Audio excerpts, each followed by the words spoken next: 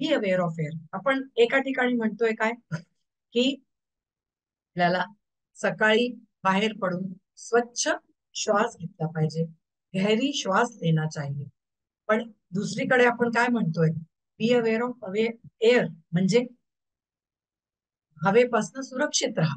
कारण की हवा जी आहे ती सुरक्षित नाही आहे, ती प्रदूषण युक्त झालेली आहे. जसं तुम्ही आता इथे बघताय की हा जो फोटो आहे हा दिल्लीचा आहे. हा दिल्लीमध्ये जे पॉल्युशन झालेलं आहे किंवा इतर ठिकाणी सुद्धा आपण बघतो जिथे कचरा जाळला जातो किंवा काही जाळलं जातं किंवा त्या वातावरणामध्ये इतके पार्टिकल्स असतात किंवा फॉग झाल्यानंतर म्हणजे धुकं झालं होतं तेव्हा हे वातावरणच असतं.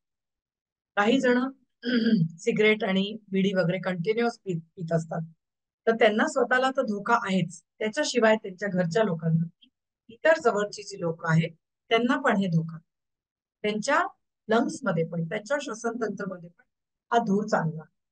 आणि तिसरं, गाड्या. तुम्ही जर का एक तासभर नुसते फिरा सडकेवर आणि तुम्ही नंतर मग जेव्हा तुम्ही खूप जास्त कफ होतो तेव्हा तुम्हाला लक्षात येईल की आपल्या लंग्स मध्ये किती टार गेलेला आहे आणि आपले लंग्स कसे खराब होत चालले.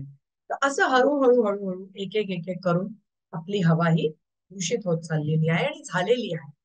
पण आता आपल्याला या दूषित हवेमध्येच राहायचंय, त्याच्याशिवाय काही पर्याय नाहीये. तर मग काही जे प्रोफेशन्स असतात तिथे लंग्स डॅमेज होण्याची शक्यता जास्त असते.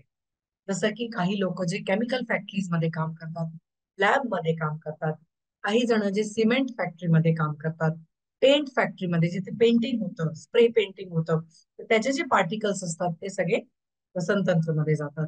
जे लोक पेंटिंग फॅक्टरीमध्ये काम करतात